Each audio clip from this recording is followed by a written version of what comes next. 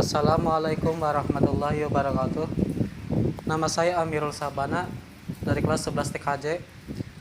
Saya ingin mempresentasikan tugas dari pelajaran administrasi sistem jaringan tentang menjelaskan mengkaji jenis-jenis routing. Jenis routing terbagi menjadi dua. Yang pertama routing statik dan routing dinamis. Yang pertama routing statik. Routing statik adalah salah satu cara untuk membuat tabel routing secara manual. Routing statik bersifat statik, tidak berubah-ubah dan diset oleh user atau pengguna. Pada routing statik, router tidak berbagi informasi routing. Jumlah gateway terbatas. Routing table dibuat manual. Cara kerja routing statik dapat dibagi menjadi 3 bagian. Jaringan yang mengkonfigurasi router melakukan routing berdasarkan informasi dalam tabel routing. Routing statis digunakan untuk melewatkan paket data.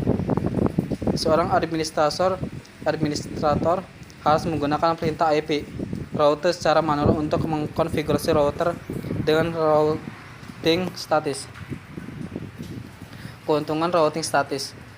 Beban kerja router terbilang ringan dibandingkan dengan routing dinamis. Karena router hanya mengupdate sekali saja IP table yang ada pada saat dikonfigurasi. Pengiriman paket data yang lebih cepat karena jalur sudah diketahui terlebih dahulu. Analisa kesalahan pada topologi jaringan lebih cepat diketahui. Jalur routing mudah diprediksi, tidak membutuhkan proses update routing table. Mudah dikonfigurasi untuk network yang kecil. Kerugian routing statis. Harus tahu semua alamat IP network yang akan dikenalkan atau dituju secara next hop-nya. Jalur yang akan dilewati. Tidak cocok untuk network berskala besar.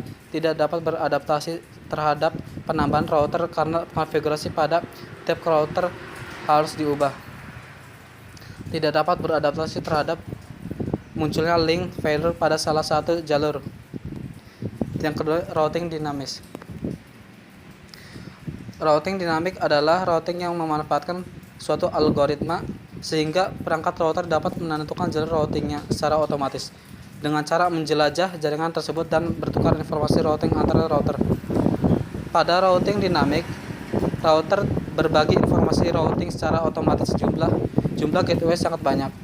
Routing table dibuat secara dinamik, membutuhkan protokol routing seperti RIP atau OSPF. Keuntungan routing dinamik hanya mengenalkan alamat yang terhubung langsung dengan routernya. Tidak perlu mengetahui semua alamat network yang ada. Bila terjadi penambahan suatu network yang baru, tidak perlu semua router mengkonfigurasi, hanya router-router yang berkaitan. Scalability konfigurasi dilakukan secara dinamis apabila terdapat penambahan atau pengurangan router. Adaptability router dapat berubah secara adaptif terhadap adanya link failure. Kerugian routing dinamis. Beban kerja router lebih berat karena selalu memperbarui IP table pada setiap waktu tertentu. Kecepatan pengenalan dan pelengkapan IP table terbilang lama karena router broadcast ke semua router sampai ada yang cocok. Sehingga setelah konfigurasi harus menunggu beberapa saat agar tiap router mendapatkan semua alamat IP yang ada. Kompleksitas algoritma routing meningkat.